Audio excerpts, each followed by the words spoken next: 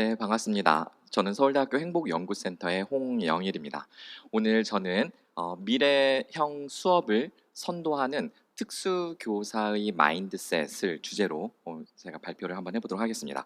지금 유튜브로 지금 방송이 실시간으로 나가고 있는데요. 지금 실시간 댓글을 보니까 지금 제주도를 비롯해서 네, 경기도, 광명, 전남, 광주, 그다음에 창원, 수원, 군산, 시흥, 제가 지금 이 댓글을 보면서 지금 몇 가지만 메모했는데도요, 전국에서 참여하고 있는 걸 볼 수가 있네요. 교장, 교감 선생님, 그다음에 현장의 선생님, 그리고 평생교육센터도 최근에 이 국립특수교육원에서 이 사업을 활성화하려고 힘을 쓰고 계시는데, 평생교육센터 그리고 학부모님들도 꽤 들어와 계신 것을 볼 수가 있습니다. 실시간 댓글로 계속 응원해 주시고 지지하는 댓글을 많이 달아주시면 더 힘이 날 것 같습니다. 네, 그럼 오늘 제 발표를 시작해 보도록 하겠습니다. The Overview Effect라는 말로 한번 시작해 볼까 하는데요. 미국의 작가 프랭크 화이트라는 작가가 처음으로 쓴 말입니다. 우주에서 한동안 시간을 보내고 지구로 귀환한 우주 비행사들을 인터뷰하면서 발견하게 된 사실인데요.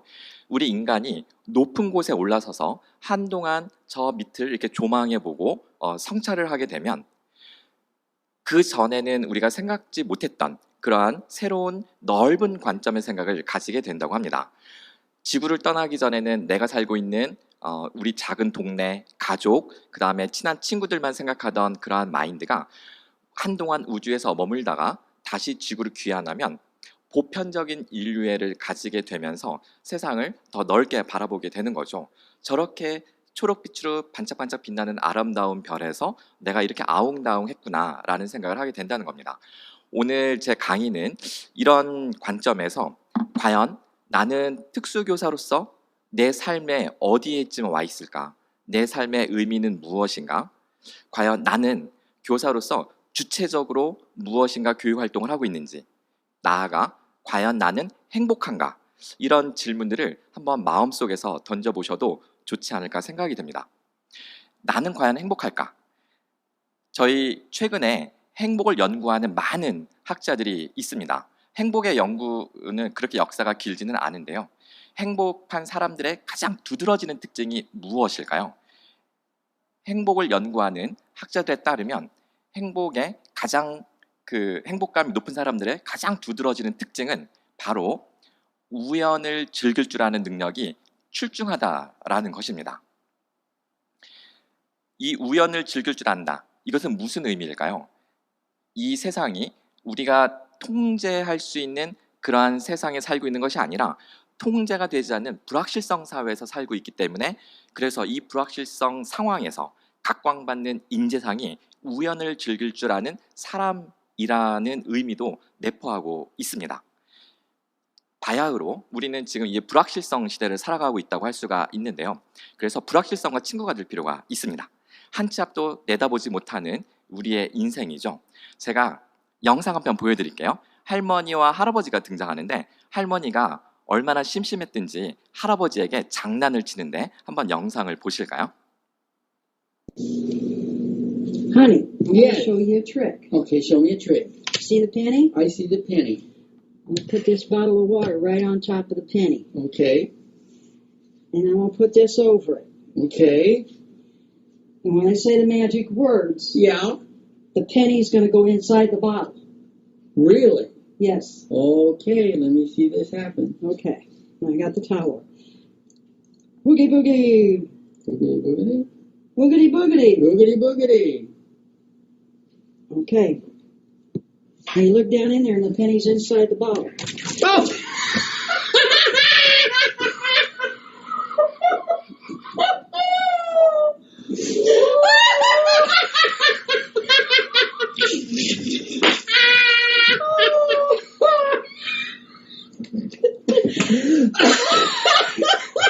Oh my God!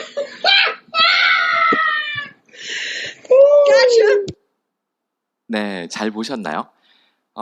이 영상에서 등장하는 할아버지의 모습을 잘 보셨나요? 보면 되게 재밌어 하시고 행복해 하시죠.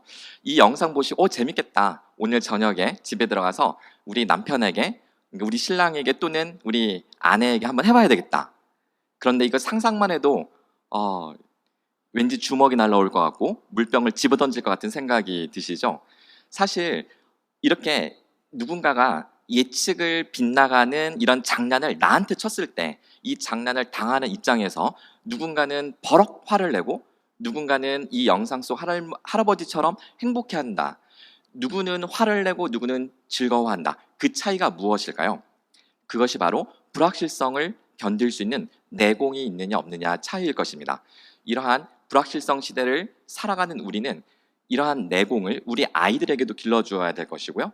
그리고 나아가 교사로서 내가 가져야 될 그러한 역량이 아닌가 이런 생각이 듭니다. 시대 정신이 변화하고 있습니다. 독일의 철학자 헤겔은 자이트가이스트라고 말하면서 헤겔 시대의 이 시대 정신이란 그 당대에는 파악할 수 없다. 한 시대가 지나고 나서야 그 이전 시대의 시대 정신이 보인다라고 이야기를 했지만 지금 우리가 살고 있는 시대는 구글의 도움을 받아서 실시간으로 시대 정신을 우리가 충분히 유추해 볼 수가 있습니다. 특히 이 구글에서 야심찬 프로젝트를 한 적이 있었죠. 전 세계의 모든 책을 스캔을 해서 이제 데이터베이스화를 한 겁니다. 거기에 우리가 키워드를 넣어서 검색을 하면 내가 입력한 단어의 빈도수가 어느 정도 비율을 차지하는지를 보여주는데요. 화면에 보시면 1800년부터 최근에 이르기까지 내가 입력한 단어가 전 세계에서 출간된 책 중에 어느 정도의 비율을 차지하는지 그 빈도의 변화를 보여줍니다. 확실성, certainty, 그 다음 불확실성, uncertainty 이 두 단어를 넣고 돌려보면 자, 보시는 바와 같이 확실성이라는 단어는 점점 줄어드는 반면에 불확실성이라는 단어가 증가되는 것을 볼 수 있습니다. 200년 전에는 확실성이라는 단어가 2배 가까이 비율이 높았는데 지금 우리가 살고 있는 21세기는 불확실성이라는 단어가 거의 200% 가까이 언급되고 있는 현상을 볼 수가 있습니다. 빅데이터가 알려주는 세상, 이미 불확실성 시대로 진입했다라는 것을 우리는 생각해 볼 수가 있는 거죠. 오늘 저는 특수교사로서 미래형 수업을 선도하기 위해서 우리가 어떤 역량을 길러야 되는지, 어떤 방향성을 가져야 되는지에 대해서 이야기를 좀 재미있게 풀어가기 위해서 제가 질문, 10가지의 질문으로 구성을 해보았습니다. 제가 하나씩 질문을 던져 드릴 때마다 곰곰이 한번 마음속으로 답변을 해보시면서 특히 그 질문을 성찰하는 데 도움이 되는 그 자료를 제가 중간중간 말씀을 드려보도록 할 테니 한번 같이 따라가 보도록 하겠습니다. 자, 첫 번째 질문은 교육은 아이들에 대한 신뢰를 전제로 하는가, 불신을 전제로 하는가 라는 질문입니다. 교육이라는 게 성립하기 위해서 우리는 아이들이 스스로 성장할 수 있다는 신뢰를 가지고 교육에 임할까요? 아니면 교사의 도움이 없이는 아이가 스스로 성장할 수 없을 거라는 불신을 전제로 할까요? 화면에 보시면 오른쪽은 학교라는 울타리 안에서만 통하는 룰입니다. 확실성 패러다임이 지배하는 룰이죠.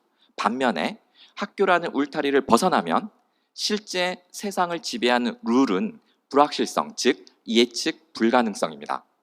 우리는 학교라는 안전망, 학교라는 울타리 안에서만 편식 교육을 받는다면 우리 아이들이 세상을 나가서 적응하기란 정말 기대하기가 어려울 것입니다.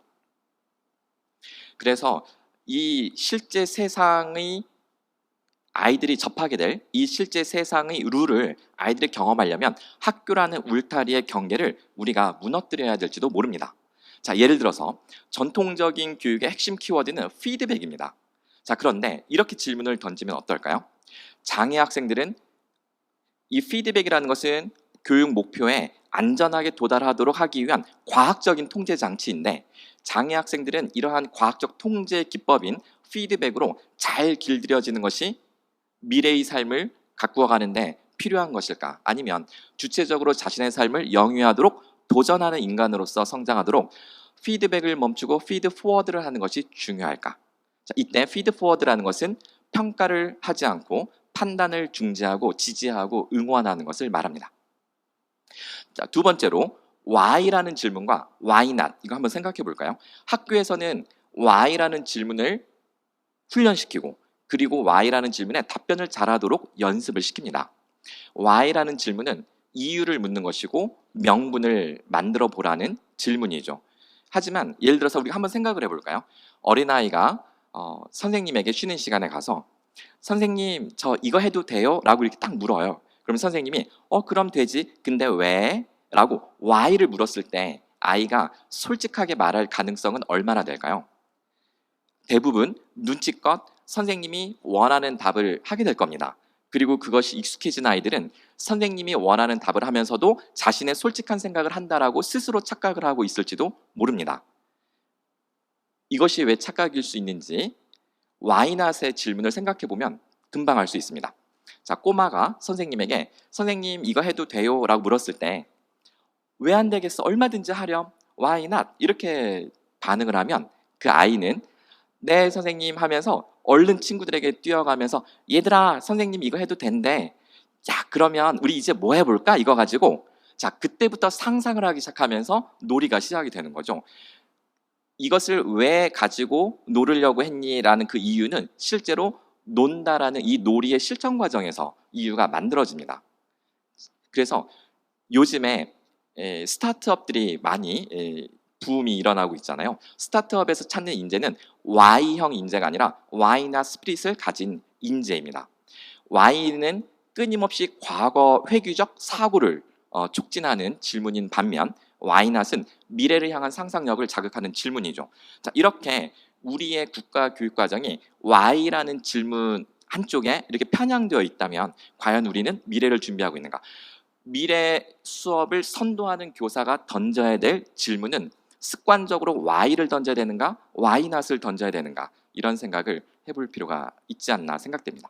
자, 두 번째 질문은 자, Y라는 질문은 이유를 만드는 질문이에요. 우리가 무엇을 할 때 내가 이것을 선택할 때 이 명분을 찾는 명분을 갖도록 하는 질문인데요. 이 실험을 한번 볼까요? 자, 5장의 포스터를 고르게 하는 실험이 있었습니다. 자, 대학생들을 대상으로 5장의 포스터 그림이 이게 다 하나같이 소장각인데요. 근데 하나만 가져갈 수 있습니다. 두 그룹으로 나누어서 자, 첫 번째 A 그룹에게는 포스터 하나를 고르기 전에 곰곰이 생각을 하고 그리고 나서 왜 그걸 골랐는지 이유를 설명해 달라고 요청을 했습니다. 그리고 두 번째 B 그룹에게는 그냥 느낌이 오는 것을 아무거나 가져가시라고 했습니다. 2주가 지난 뒤에 만족도 조사를 실시한 결과 만족도가 더 높았던 그룹은 A였을까요? B였을까요? 놀랍게도 심사숙고했던 A그룹의 만족도가 높았던 것이 아니라 엉뚱하게도 느낌대로 골라간 B그룹의 만족도가 더 높았다는 사실입니다. 현명한 선택을 위해서 심사숙고하라고 우리는 가르칩니다. 하지만 그 결과는 일상의 삶의 만족도를 끊임없이 떨어뜨릴 수도 있다라는 놀라운 발견이었던 것이죠. 이 실험을 했던 학자들은 너무나 놀라워서 다른 버전의 비슷한 실험들을 반복했지만 결과는 일관되게 나왔습니다. 우리는 후회하지 않기 위해서 최선의 선택을 위해서 심사숙고하라고 합니다. 신중하라고 이야기를 합니다. 하지만 그것이 소소한 우리의 일상의 행복을 가로막고 있는 것은 아닐까? 자, 이러한 연구들을 모아서 소개하고 있는 너가 똑똑하다면 왜 행복하지 않니? If you are so smart, why aren't you happy? 라는 제목의 책을 쓴 작가는 이렇게 이야기를 합니다. 이성 중독, 지나친 합리적 사고는 행복의 원천이 되는 감정과 직관을 억제할 뿐만 아니라 자기 자신의 삶뿐만 아니라 타인의 삶까지 통제하게 된다. 이것을 이성 중독이라고 개념화하면서 이야기를 합니다. 그래서 우리가 스스로 자신의 주체적 삶의 주인이 될 필요가 있다는 것을 이런 식으로 또 강조해 볼 수가 있는 것이죠. 자, 우리는 이렇게 합리적 사고, 신중하면서도 이성적인 사고를 추구하는 이유는 2500년 된 아주 오래된 그 메시지, 아리스토텔레스 이래로 우리가 신봉하고 있는 메시지, 인간은 이성적 동물이라는 그 명제를 믿기 때문입니다. 하지만 인공지능 시대에 더 이상 이런 이성적, 합리적 사고, 분석력 이런 것들은 이제 인공지능에게 넘겨주고 인간 본연의 가치로 돌아갈 것을 요청하고 있습니다. 이런 질문을 던질 수가 있는데요. 인공지능이 인간의 감성, 창의성까지 침범하게 될까요? 정답부터 말씀드린다면 둘 다 아닙니다. 2016년도에 한국의 이세돌이 알파고와 붙어서 1대 4로 패했죠. 이때 알파고의 이름이 있었는데 알파고 리입니다. 알파고 리.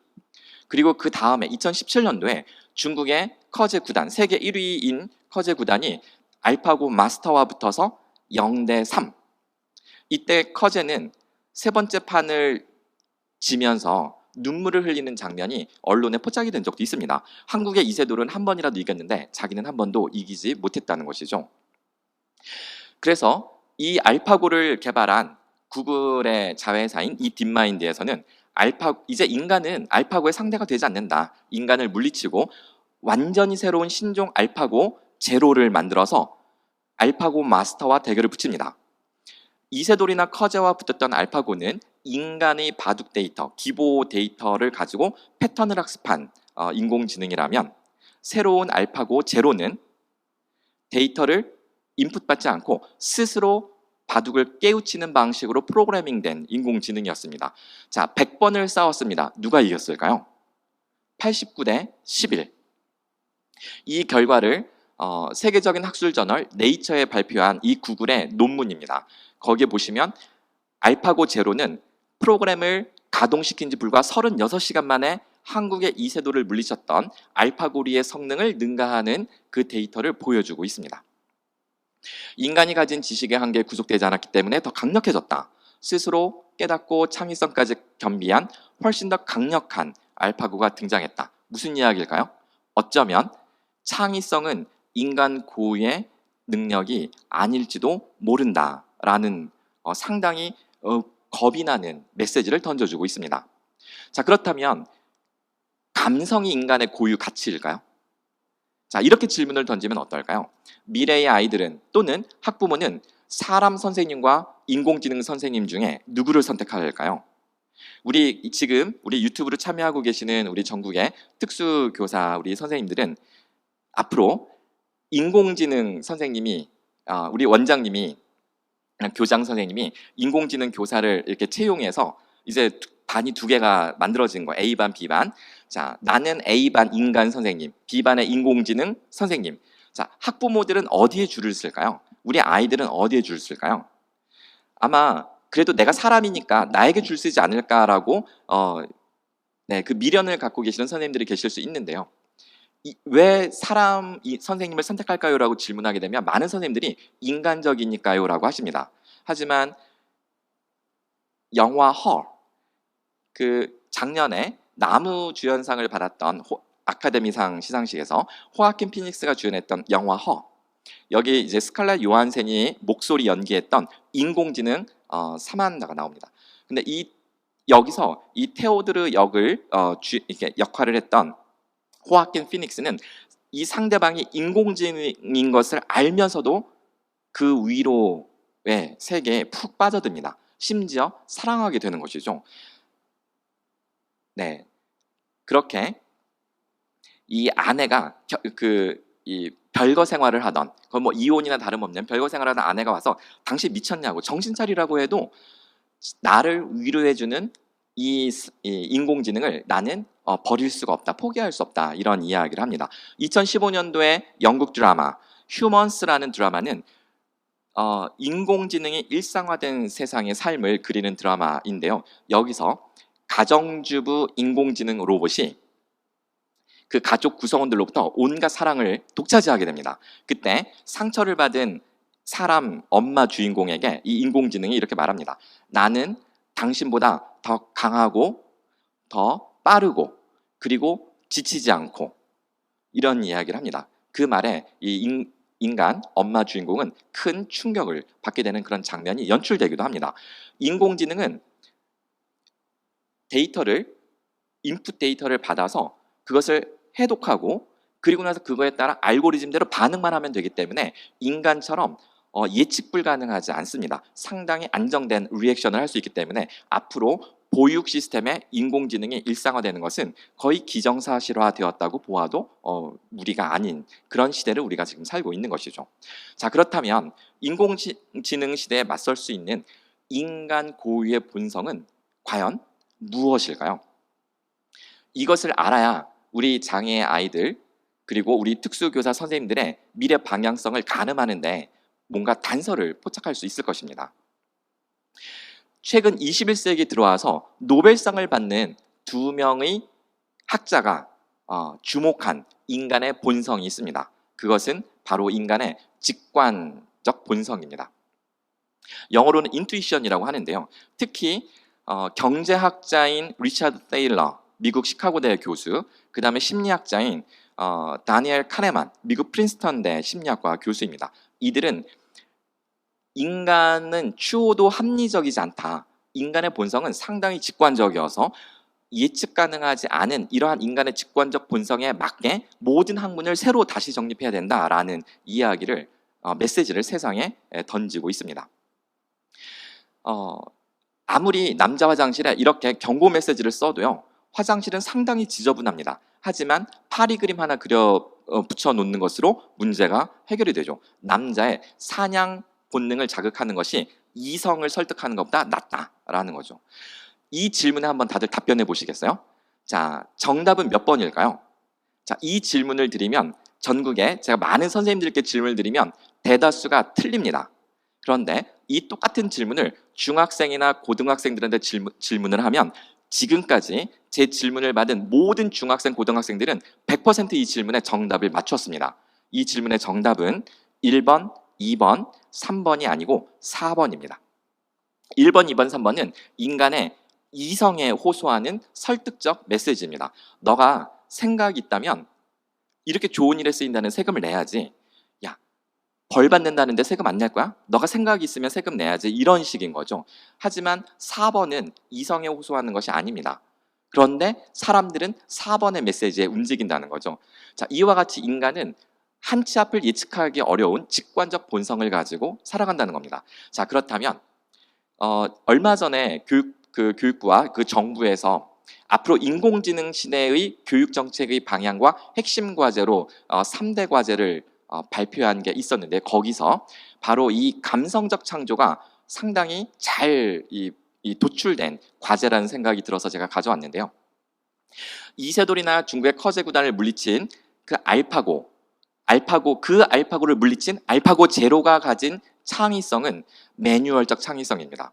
요즘 학교에서 영재 교육에 사용되는 스캠퍼 기법이나 트리즈 기법 같은 창의적 발상 훈련 매뉴얼들은 철저히 매뉴얼이고요. 그와 같은 매뉴얼들은 프로그램으로 코딩하면 사람보다 훨씬 더 빠른 시간에 더 많은 창의적인 아이디어를 도출해낼 수가 있을 겁니다. 하지만 인공지능으로 구현되지 않는 아직까지는 인간의 고유 영역인 직관적 창의성 또는 감성적 창의성은 아직까지는 인간 고유의 영역입니다. 그래서 이러한 방향성을 우리가 단서로 잡고 하지만 우리가 성찰을 해야 넘어갈 수 있을 겁니다. 그동안 우리 인간의 본성을 발목 잡았던 교육의 합리성에 대한 문제점을 잠깐 짚어보겠습니다. 공장이 만들어지고 공장에서 값싼 노동력이 필요하게 되었습니다.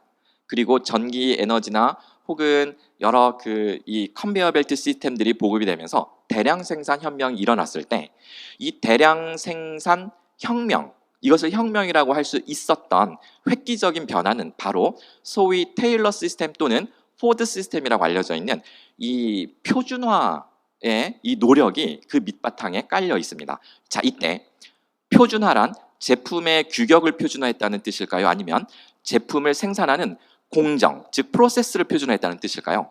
그렇습니다. 바로 프로세스를 표준화한 것이고요.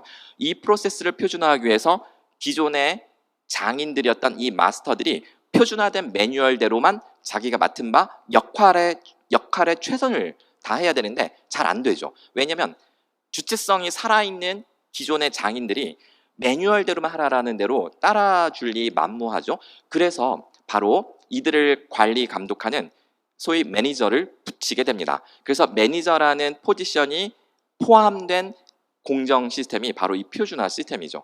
이걸 보니 공장에서 일할 값싼 노동력을 대량 생산을 했어야만 되는 학교 교육에 이거 기가 막힌 아이디어겠다. 그래서 타일러는 이 시스템을 그대로 교육에 도입을 하게 됩니다. 이것이 바로 교육의 표준화죠.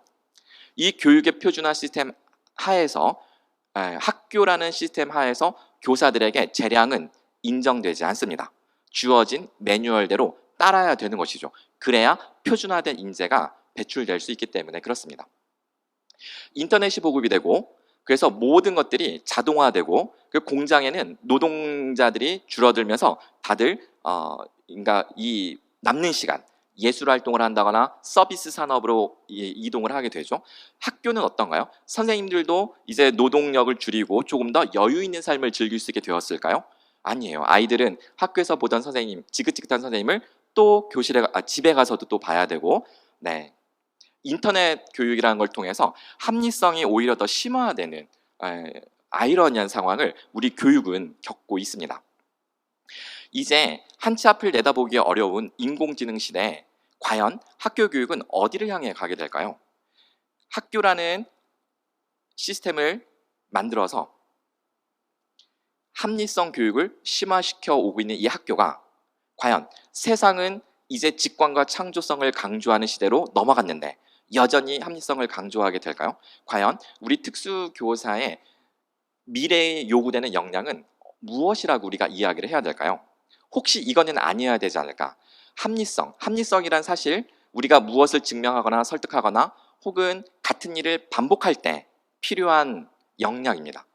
증명하거나 설득할 때는 논리가 필요하고요. 이 논리를 잘 주장하는 것이 바로 인공지능입니다. 반면 실수하면 안 되는 일 또는 같은 일을 반복할 때 우리는 매뉴얼을 만드는데요. 매뉴얼대로만 일하는 사람을 우리는 노예라고 합니다.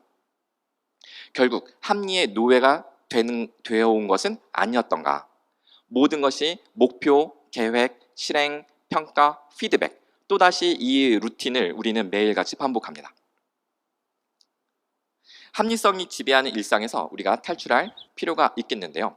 자, 이때 한 가지 통제와 자유는 충돌하는 가치인가? 자율성은 누구를 통제할 것인가의 문제라는 점을 한번 짚고요. 제가 요 주제는 오늘 제가 강의를 마무리할 때 한 번 더 제가 이야기할 거라서 제가 이 질문은 바로 넘기도록 하겠습니다. 자, 이 얘기는 넘기고 자, 그 다음 질문으로 갑니다. 핵심 역량. 지금 미래의 교사에게 요구되는 핵심 역량이 무엇이냐, 아이들에게 요구되는 핵심 역량이 무엇이냐 이야기를 하는데요. 이것도 한 가지 잠깐 짚을 필요가 있는데 학교라는 울타리를 벗어나면 핵심 역량이라는 단어는 이미 폐기된 개념입니다. 핵심 역량을 붙들고 있으면 급변하는 시대에 발빠르게 대응하지 못하기 때문입니다. 그래서 핵심 역량은 대량 생산 시대, 제조업 중심 산업사회에서 유행하던 용어인데 이것이 학교 교육에 여전히 그 잔재가 남아있다는 것은 우리가 한번 되새겨볼 필요가 있겠죠? 그렇다면 미래 불확실성 사회가 요구하는 진짜 역량은 무엇일까요? 우리 아이들이 저희 집에는 고등학생 아이가 있고요. 중학생이 있고요. 그리고 초등학생이 있습니다. 이때 이 초등학생 이제 1학년인데 특수학교를 다니고 있습니다. 다운으로 태어나서 영화 연출을 경험하고 지금 지적 장애 1급인데 지금 이제 급은 없어졌지만 그래서 지금 한 3살, 4살 정도의 인지 수준을 보여주고 있습니다. 이런 아이가 앞으로 미래를 살아가면서 이 아이가 매뉴얼대로 훈련을 받아서 정해진 루틴한 삶을 안정적으로 살아가는 것이 필요한 역량일까? 미래 사회가 요구하는 역량은 새로운 과제에 직면했을 때 한 번도 경험해 본 적이 없는 문제에 직면했을 때 여태까지 내가 쌓아왔던 지식과 경험을 무너뜨리고 재구성할 수 있는 기술, 능력, 이게 바로 유일하게 불확실성 사회가 요구하는 역량이라고 할 수가 있습니다. 즉, 문제는 더 이상 설명의 대상이 아니라 해결의 과제다라고 생각할 필요가 있는데요. 자, 이 그림을 한번 볼까요? 우리는 시간을 따라 살아가면서 문제에 직면하게 됩니다. 자, 문제가 쿵 하고 발생했을 때 잠시 멈춰서서 뒤돌아볼 것이냐 또는 계속 전진하면서 문제를 해결할 것이냐. 자, 이때 잠시 멈춰 뒤돌아보는 것을 우리가 전통적인 합리적 문제 해결 프로세스라고 이야기를 합니다. 반면 미래 사회가 요구하는 직관 프로세스라는 것이 새롭게 대두가 되고 있습니다. 자, 이때 우리는 왜 합리적 문제 해결 프로세스를 돌리게 될까요? 원인을 찾으면 해결책을 발견할 수 있고 해결책을 문제에 적용하기 위해서겠죠. 자, 이 프로세스는 우리가 살아가는 현실 세계에 적용되지 않습니다. 어떠한 치명적 결함을 갖고 있기 때문일까요? 자, 제가 그 다음 장표에서 애니메이션으로 한번 보여드리겠습니다. 자, 문제가 쿵 하고 발생합니다. 우리는 그 순간 원인을 찾아서 해결책을 도출하여 문제에 적용하려고 하지만, 자, 문제는 이미 시간을 따라 저 멀리 사라지고 존재하지 않는다는 것이죠. 합리적 문제 해결 프로세스는 시간성을 타지 않는 인위적이고 기계적으로 반복되는 문제에만 적용되는 상당히 예외적인 문제만 우리가 쓸 수 있다라는 것이죠. 그럼에도 불구하고 원인을 안다는 것은 우리가 현재 나의 위치를 확인하고 그리고 상황을 이해하고 이런 목적으로는 도움이 됩니다. 그래서 원인을 아는 것은 필요하지만 미래 사회가 요구하는 역량은 설명 가능성이 아니라 문제를 해결하거나 문제를 만들거나 혹은 문제를 창조해낼 수 있는 역량이다라는 것을 이 단순한 그림으로도 알 수가 있겠죠. 아주 간단한 이야기인데요. 저희 딸이 중학교 올라가자마자 이런 질문을 하더라고요. 아빠, 학교에서 나눠준 학교 교육 안내서에는 왜 개별처 학습을 1년에 며칠까지 쓸 수 있는지가 안 나올까요? 이게 아이들에겐 중요하죠. 왜냐하면 엄마 아빠 따라 여행 다녀와서 출석을 인정받을 수 있는 제도이니까. 그래서 제가 그랬어요. 야, 그거 넣어놓으면 너도 나도 개별 체험 사용할까 봐 찾기 어렵게 해놓은 거 아닐까? 그때는 저희 와이프가 야, 그런 건 홈페이지 찾으면 다 나와 이러는 거예요. 그래서 제가 어라? 나랑 엄마랑 아빠랑 엄마랑 답변이 달랐네. 그래서 저희 딸에게 물었죠. 야, 엄마랑 아빠랑 답변이 달랐는데 어떻게 달랐니? 저희 딸이 하는 말이 아빠는 이유를 말하셨고요. 엄마는 해결 방안을 말해 주셨어요. 그래? 그러면 네가 살아가는데 어떤 게 더 실질적인 도움이 되겠니? 엄마의 답변이요. 네. 아이들도 이미 알고 있는 것이죠. 네. 그래서 thinking outside the box. 문제의 울타리 안에서 문제를 해결하는 사람이 있는가 하면 울타리를 뚫고 나감으로써 문제를 해결하는 사람도 있다. 그래서 우리가 thinking outside the box를 생각할 수 있는 교사가 되어야 되겠는데요. 제 이제 강의를 마무리 한번 해보도록 하겠습니다. 오늘 발표를 하기 위해서 한 달 전에 전국에 있는 특수교사 20분하고 줌으로 미팅을 가졌습니다. 장장 4시간 동안 이야기를 했는데 사실은 한 30분 미래의 특수교사에게 요구되는 미래 역량이 무엇일까 이거에 대한 조언을 듣기 위해서 했는데 많은 선생님들이 그때 20명이나 참여해 주셨고요. 정말 끊임없이 이야기를 쏟아내시더라고요. 그때 제가 기억나는 이야기들은 정말 이 직관적인 문제 해결력이 특수교사에게 유독 강조돼야 될 필요가 있다. 그리고 이 특수교육 과정이 사실은 우리는 특수교육을 글로 배운 것 같다. 글로 특수교육을 배운 교사들이 특수 장애 아이들을 앞에 앉혀놓고 일반 교육 과정을 나가는 셈이다. 우리는 이 빡빡한 성취 기준을 따라가느라고 정말 핑곗거리가 많아서 정말 내가 하고 싶은 양심적인 수업을 하는데 너무나 많은 제약이 있다. 이런 이야기를 하고 계십니다. 그래서 선생님들이 요구하는 목소리에는 교육 과정의 대강화, 성취 기준의 대강화, 그리고 특수교사들이 함께 의논해서 주체적으로 교육 과정을 개발할 수 있는 그런 지지와 응원, 제도, 시스템 이런 것들을 이야기를 하시더라고요. 그리고 나서 최종적으로 저희들이 내린 결론은 이겁니다. 우리 이 교육 과정의 3대 핵심 과제에서도 똑같은 시행착오가 반복되고 있는 하나의 문제점을 발견을 했는데요. 미래 교사에게 미래 인공지능 시대 교육은 이렇게 변할 것이니 교사들에게는 학습의 보조자로서의 역할, 컨텐츠를 개발할 수 있는 개발자의 역할, 그 다음에 이런 상황에서 인공지능 기반의 미래형 수업을 이끌어갈 수 있는 설계자의 역할, 끊임없이 역할을 요구하는 걸 볼 수가 있었습니다. 자, 역할을 요구한다는 것은 교사들에게 매뉴얼을 던져주는 것입니다. 하지만 매뉴얼을 던져준다는 것은 바로 이 루틴한 시스템의 노예가 되라는 말과 같습니다. 그거보다는 교사들에게 권리를 보장해주는 쪽으로 가야 됩니다. 이 얘기로 마무리해 볼게요. 저희 막내가 저희 이제 초등학교 1학년입니다. 단어를 토시 없이 그냥 산책 끊임없이 저를 이제 보채는 거예요. 그래서 제가 한 번은 제가 저희 차를 태우고 이제 특수학교 1학년 딱 입학을 했으니까 입학하는 날 제가 바닷가에 데려갔습니다. 그래서 이 밀려오는 파도에 자, 너도 바다처럼 크거라 이런 마음으로 데려갔죠. 근데 그 다음부터 계속 바다를 데려가 달라는 거예요. 바다. 그래서 제가 손가락을 들고, 왜냐면 제가 시간이 없으니까 자, 밥 먹고 옷 입고 아빠 차 타고 산책 가서 바다에 가자. 자, 그랬더니 이 아이가 바다에 가자는 말만 하던 아이가 이 말을 하기 위해서 이걸 외워버렸습니다.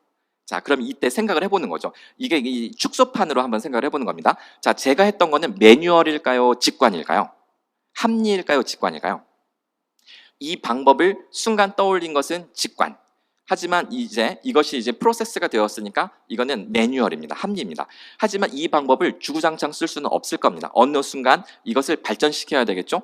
기존의 프로세스를 깨고 탈출하는 것은 직관이죠. 우리 특수교사에 요구되는 것은 역할에 대한 기대와 더불어 특수교사들의 당당한 권리를 보장해 줄 수 있는, 즉 주체성 있는 특수교사로서 교사의 행복한 삶을 영위할 수 있는 제도를 보장해 주는 노력이 필요하다, 이런 생각이 듭니다. 네, 시간 관계상 더 많은 이야기를 하고 싶으면 제 강의는 여기서 마치고요. 또 그 다음 시간을 기대해 보도록 하겠습니다. 고맙습니다.